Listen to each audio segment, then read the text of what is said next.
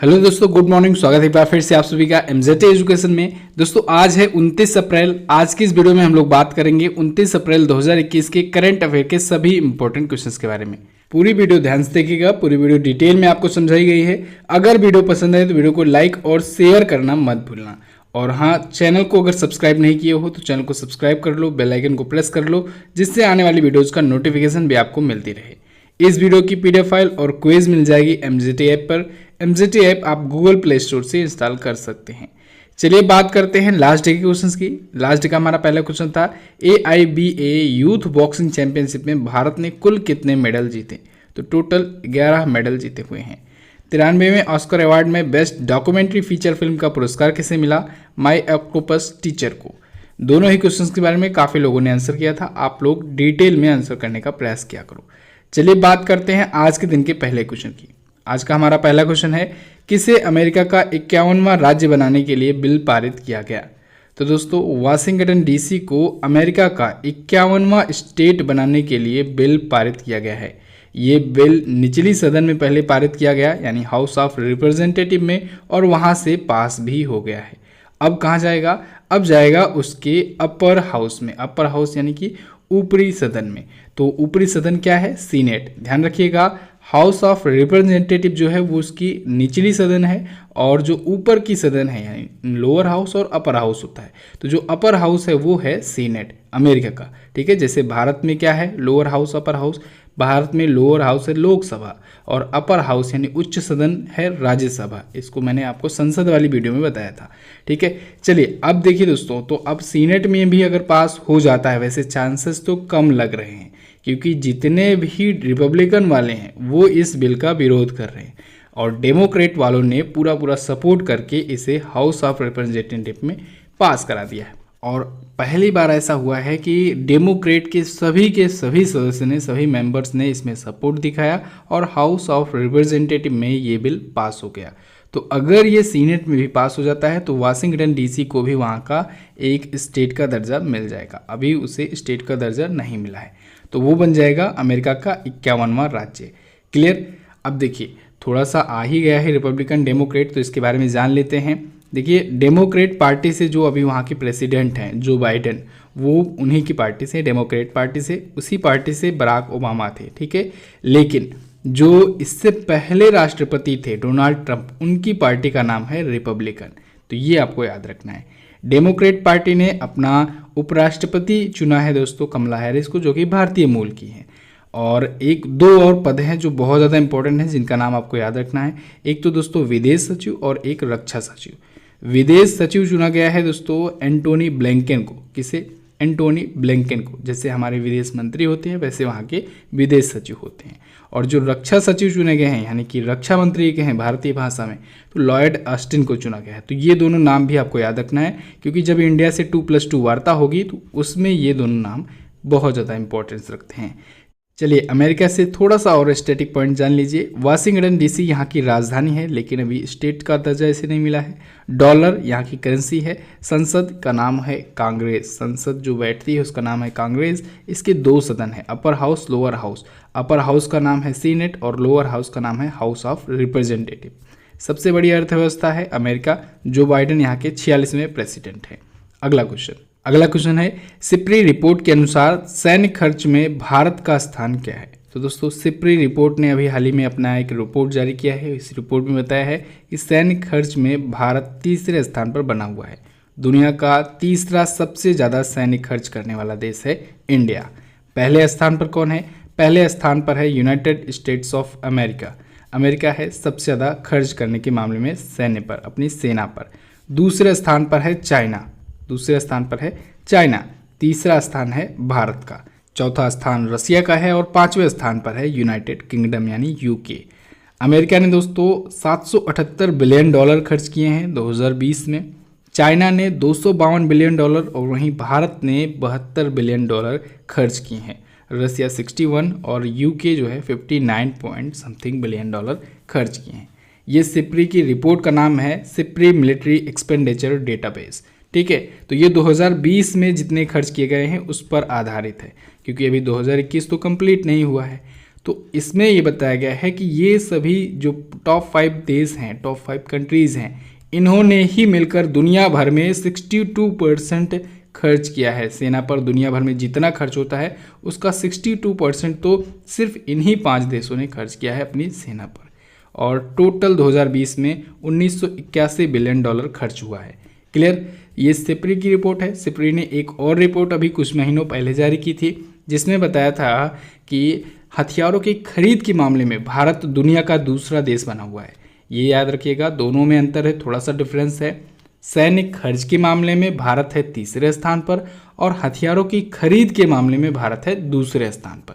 पहले पर कौन है? Saudi Arabia. ठीक है, ये भी इंपॉर्टेंट पॉइंट है। सिप्री के बारे में बात करें तो Stockholm International Peace Research Institute, ये होता है इसका फुल फॉर्म। क्लियर? अगला देखते हैं, किस राज्य ने ई पंचायत पुरस्कार 2021 में प्रथम पुरस्कार जीता? तो दोस्तों ई पंचायत पुरस्कार अभी हाल फिलहाल में दिए गए हैं। इसमें राज्यों में प्रथम पुरस्कार जीता है उत्तर प्रदेश ने। टॉप पर है उत्तर प्रदेश, दूसरे और तीसरे स्थान पर 2-2 राज्य हैं। कौन कौन से हैं? दूसरे स्थान पर असम और छत्तीसगढ़ है और तीसरे स्थान पर उड़ीसा और तमिलनाडु है। यानी सेकंड और थर्ड पोजीशन पर 2-2 स्टेट हैं, क्योंकि इनकी जो पॉइंट रेटिंग है वो बराबर है। पहले स्थान पर उत्तर प्रदेश से ई पंचायत पुरस्कार मिला है। अब ये पुरस्कार कैसे दिया जाता है, यानी सिलेक्शन कैसे होता है? तो इसमें जो केंद्रीय पंचायती राज मंत्रालय है दोस्तों, वो ये देखती है कि किस राज्य की ग्राम पंचायतें कितना ज़्यादा इंफॉर्मेशन और टेक्नोलॉजी का यूज़ कर रही हैं उस क्षेत्र के विकास के लिए। तो इसी आधार पर ये पुरस्कार दिया जाता है। उत्तर प्रदेश है टॉप पर। पंचायती राज दिवस अभी हाल ही में 24 अप्रैल को मनाया गया, इसको आपको याद रखना है। अगर पूछा जाए कि पंचायती राज व्यवस्था की शुरुआत कहाँ पर हुई, सबसे पहले पंचायती राज व्यवस्था कहाँ लागू हुई, तब आप बताएंगे 1959 में नागौर जिला, राजस्थान के नागौर जिले में पंडित जवाहरलाल नेहरू जी के द्वारा लागू की गई, जो कि उस टाइम के प्राइम मिनिस्टर थे इंडिया के। ओके, पंचायती राज व्यवस्था को संवैधानिक मान्यता कब मिली? तो 73वां संविधान संशोधन हुआ था 1993 में। तो उस आधार पर उसके बाद से पंचायती राज दिवस को, पंचायती राज व्यवस्था को संवैधानिक मान्यता मिली और 1993 में ये 24 अप्रैल को पारित हुआ था। इस वजह से 24 अप्रैल को मनाते हैं हम लोग पंचायती राज दिवस। क्लियर? अगला क्वेश्चन है, चैंडलर गुड गवर्नमेंट इंडेक्स में भारत किस स्थान पर है? तो भारत है दोस्तों 49वें स्थान पर। 49वें स्थान पर यानी 49th रैंक है इंडिया की। अभी हाल ही में CGGI यानी चैंडलर गुड गवर्नमेंट इंडेक्स जारी हुआ है और इसमें भारत को 49वीं रैंक मिली है। पहले स्थान पर है फिनलैंड, सेकेंड पोजीशन पर है स्विट्जरलैंड और थर्ड पर है सिंगापुर। टोटल 104 देशों को इस रैंकिंग में शामिल किया गया था, जिसमें भारत को 49वां स्थान मिला है। अभी कुछ और भी इंडेक्स जारी किए गए थे कुछ दिन पहले, जैसे विश्व प्रेस स्वतंत्रता सूचकांक यानी वर्ल्ड प्रेस फ्रीडम इंडेक्स। इसमें भारत है 142वें स्थान पर, पिछली बार भी यही पोजीशन थी। नॉर्वे इसमें टॉप पर बना हुआ है और वहीं अभी एक ग्लोबल एनर्जी ट्रांजिशन इंडेक्स जारी हुआ जिसमें भारत को 87th रैंक मिली थी ग्लोबल एनर्जी ट्रांजिशन इंडेक्स में। इसमें टॉप पर कौन रहा? इसमें टॉप पर रहा स्वीडन। ये भी आपको याद रखना चाहिए।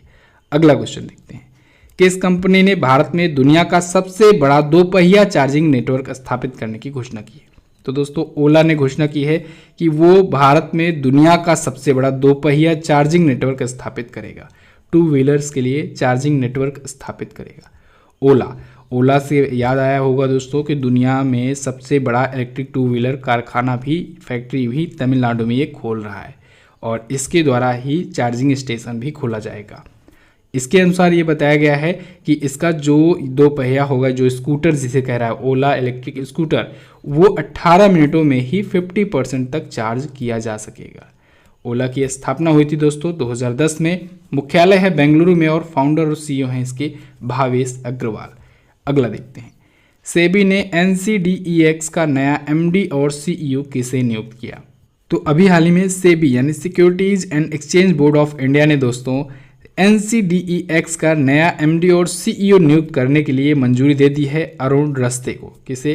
अरुण रस्ते को। तो अब ये होंगे NCDEX के नए MD और CEO। ये NCDEX क्या होता है? इसका फुल फॉर्म होता है national commodity and derivative exchange limited. तो इसके अब MD और CEO होंगे अरुण रस्ते, जो कि अगले 5 वर्षों के लिए नियुक्त किए गए हैं, यानी इनका कार्यकाल अगला 5 वर्षों का। सेबी के द्वारा मंजूरी मिली है, securities and exchange board of India के द्वारा। अभी देखिए ये यहाँ पर राष्ट्रीय डेयरी विकास बोर्ड जो है उसके कार्यकारी निदेशक हैं, एग्जीक्यूटिव डायरेक्टर हैं। इससे पहले भी ये कई बैंकों में, कई संस्थाओं में काम कर चुके हैं, जैसे IDFC फर्स्ट बैंक में, कोटक महिंद्रा बैंक में, नाबार्ड में, ACC सीमेंट में भी ये काम कर चुके हैं। तो अब ये होंगे NCDEX के नए MD और CEO। सेबी के बारे में बात करें तो सेबी का फुल फॉर्म होता है securities and exchange board of India. इसकी स्थापना 1988 में हुई। हेडक्वार्टर है मुंबई में और चेयरमैन है अजय त्यागी। दोस्तों ये जो शेयर मार्केट होते हैं, म्यूचुअल फंड वगैरह होते हैं, इनमें जो अगर धोखाधड़ी कोई होती है या इन पर निगरानी रखनी होती है या इनके रिलेटेड रूल्स एंड रेगुलेशंस बनाने होते हैं, तब ये संस्था काम आती है, SEBI, securities and exchange board of India. Okay, जब 1992 का स्कैम हुआ था तो उस टाइम इसको ऑफिशियल दर्जा दिया गया था, यानी कि ये पावर में आई थी। इससे पहले स्थापित तो ये 1988 में हो गई थी, लेकिन 1992 के हर्षद मेहता स्कैम के बाद इसे पावर दिया गया। ठीक है, चलिए अगला देखते हैं। अगला क्वेश्चन है, हाल ही में किसने वेयर अबाउट्स नामक उपन्यास लिखा? तो अभी हाल ही में झुम्पा लाहिड़ी ने दोस्तों लिखा है वेयर अबाउट्स नामक एक नॉवेल। झुम्पा लाहिड़ी का ये नॉवेल है दोस्तों। पहले तो ये इटालियन भाषा में लिखा था, लेकिन बाद में इन्होंने इसे अब इंग्लिश लैंग्वेज में ट्रांसलेट किया है, खुद ही ट्रांसलेट किया है और खुद ही इन्होंने इटालियन लैंग्वेज में भी लिखा था। इटालियन लैंग्वेज में इन्होंने 2018 में इसे लॉन्च किया था। उसका नाम था आयस डो मी त्रोवो। ठीक है, ये नाम लिखा हुआ है। ये इटालियन लैंग्वेज में जब इन्होंने लॉन्च किया था 2018 में, तब नाम था। खुद ही इन्होंने इंग्लिश में ट्रांसलेट किया। ये अमेरिका की फेमस राइटर हैं झुम्पा लाहिड़ी। ठीक है, तो इनकी ये पुस्तक है, याद रखिएगा, नॉवेल है। अभी कुछ और भी पुस्तकों के नाम आए थे चर्चे में, जैसे the living mountains, Amitav Ghosh ji ने लिखा है, ये ज्ञानपीठ पुरस्कार विजेता भी हैं। क्लाइमेट चेंज एक्सप्लेन्ड, ये आकाश रानी सन ने लिखा है। The Christmas pig, JK Rawlings ने लिखा है। JK रॉलिंग्स ने ही हैरी पॉटर भी लिखी थी। क्लियर, अगला क्वेश्चन देखते हैं। ASICS के नए ब्रांड एम्बेसडर कौन बनाएंगे? तो अभी हाल ही में एसएस ने दोस्तों अपना ब्रांड एम्बेसडर बनाया है रविंद्र जडेजा को। ऑलराउंडर क्रिकेटर इंडिया टीम के रविंद्र जडेजा ये एसएस के नए ब्रांड एम्बेसडर होंगे। एसएस जो है कंपनी, ये एक स्पोर्ट वियर कंपनी है, यानी स्पोर्ट्स से रिलेटेड जो कपड़े होते हैं, जो किट्स वगैरह होते हैं, उनको बनाने वाली ये कंपनी है, तो उसको ये प्रमोट करेंगे। रविंद्र जडेजा अभी दोस्तों IPL मैच खेल रहे हैं चेन्नई सुपर किंग की तरफ से। क्लियर, अभी हाल ही में दोस्तों इन्होंने 37 रन बनाए थे एक ओवर में। याद रखिएगा, ये भी एक रिकॉर्ड है, एक ओवर में 37 रन बनाने का भी एक रिकॉर्ड है, इनके नाम दर्ज हो चुका है। और इन्होंने हर्षल पटेल के खिलाफ मारा था। हर्षल पटेल जो हैं वो बॉलर थे और RCB royal Challengers Bengaluru team थी, विपक्ष की टीम, ठीक है, जिसके खिलाफ इन्होंने लास्ट ओवर में मारे हैं 37 रन रविंद्र जडेजा ने। ये भी याद रखिएगा, हो सकता है पूछ लिया जाए। अगला, वर्ष 2021 से पद्मश्री से सम्मानित दादूदन गढ़वी का निधन हो गया। ये किस क्षेत्र से संबंधित थे? तो दोस्तों अभी 2021 में पद्मश्री से इन्हें सम्मानित किया गया था दादूदन गढ़वी। ये प्रसिद्ध गुजराती गायक थे, गुजराती सिंगर थे। तो इनका अभी हाल ही में निधन हो गया है। इनका 80 वर्ष की उम्र में निधन हुआ है और ये कवि दाद के नाम से भी फेमस है। किस नाम से? कवि दाद के नाम से भी फेमस थे। ये गुजराती कवि और लोक गायक थे। 15 से ज़्यादा गुजराती फिल्मों में वे गीत भी लिख चुके हैं। 2021 में पद्मश्री से इन्हें सम्मानित किया गया था। अगला क्वेश्चन है, किस IIT संस्थान में भारत का पहला 3D प्रिंटेड घर बनाया गया? तो दोस्तों IIT मद्रास में भारत का पहला 3D प्रिंटेड घर बनाया गया है। इसको बनाने में IIT मद्रास के कुछ छात्र और टी वास्ता मैन्युफैक्चरिंग सॉल्यूशन इसके साथ मिल करके ये बनाया गया है और सिर्फ 5 दिन में ये बनाया गया है इंडिया का पहला 3D प्रिंटेड हाउस। और इसका उद्घाटन अभी हाल ही में हमारी केंद्रीय वित्त मंत्री निर्मला सीतारमण जी ने किया है। क्लियर? तो बस दोस्तों ये तो थे हमारे आज के दिन के टॉप 10 करंट अफेयर के क्वेश्चंस। आई होप आपको वीडियो पसंद आई होगी। वीडियो अगर पसंद आई है तो वीडियो को लाइक कर दीजिए, शेयर कर दीजिए अपने दोस्तों के पास। और अगर अभी तक चैनल को सब्सक्राइब नहीं किए हो तो चैनल को सब्सक्राइब कर दो, 1 सेकेंड लगेगा, चैनल को सब्सक्राइब जरूर कर लो। और अगर आप हमारे वीडियो कोर्सेज वगैरह को परचेज करना चाहते हो, GK GS अपना मजबूत करना चाहते हो, तो आप वीडियो कोर्सेज को चेकआउट कर सकते हो MZT ऐप पर जा करके। उसमें आपको हर एक सब्जेक्ट पढ़ाया जाएगा और हर एक सब्जेक्ट आपको बहुत ही अच्छे से डिटेल में पढ़ाया जाएगा।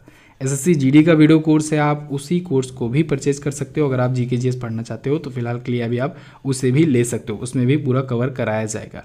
हिंदी का भी कोर्स लॉन्च किया गया है, तो आप हिंदी के भी कोर्स ले सकते हो। अगर किसी ऐसे एग्जाम की प्रिपरेशन कर रहे हो जिसमें हिंदी पूछा जाता है तो आप अब 100% स्कोर कर सकते हो। इसके अलावा आप हमारी ई बुक्स वगैरह भी चेक कर सकते हो। करंट अफेयर की ई बुक आती हैं, आप MZT ऐप पर सब कुछ प्राप्त कर पाओगे। चलिए बात करते हैं क्वेश्चन ऑफ द डे की। आज का पहला क्वेश्चन है आपके लिए, सबसे ज़्यादा बार French Open grand slam tennis tournament किसने जीता? अगला, किस देश ने मंगल ग्रह पर भेजे गए रोवर का नाम अपने अग्नि देवता के नाम पर रखा है? दोनों क्वेश्चन है इंपॉर्टेंट, दोनों के बारे में आपको जो पता हो डिटेल में जरूर कोशिश कीजिएगा आंसर करने की। डिटेल में अगर आप आंसर करोगे तो आपका तो फायदा होगा ही, आपका रिवीजन होगा ही, साथ ही साथ आपके जो कमेंट्स पढ़ेंगे जो यूजर्स, उनका भी फायदा होगा। तो आप लोग डिटेल में जरूर लिखने का प्रयास किया करो। वीडियो आप देख लियो, जाओ जल्दी से इसकी क्विज सॉल्व कर लो। क्विज मिलेगी MZT ऐप पर फुल डिटेल एक्सप्लेनेशन के साथ। क्विज सॉल्व करने के साथ साथ आप लोग सॉल्यूशन देखना मत भूला कीजिए, सॉल्यूशन जरूर देख लिया कीजिए, ये सारी डिटेल्स वहाँ पर डाली जाती हैं। क्लियर? तो वीडियो को एंड तक देखने के लिए दोस्तों बहुत बहुत धन्यवाद। लाइक और शेयर जरूर कर देना, आप लोग शेयर करोगे तो हमें सपोर्ट मिलेगा। प्लीज़ आप लोग वीडियो को शेयर जरूर करें। मिलते हैं अगली वीडियो में, तब तक के लिए नमस्कार, जय हिंद, वंदे मातरम।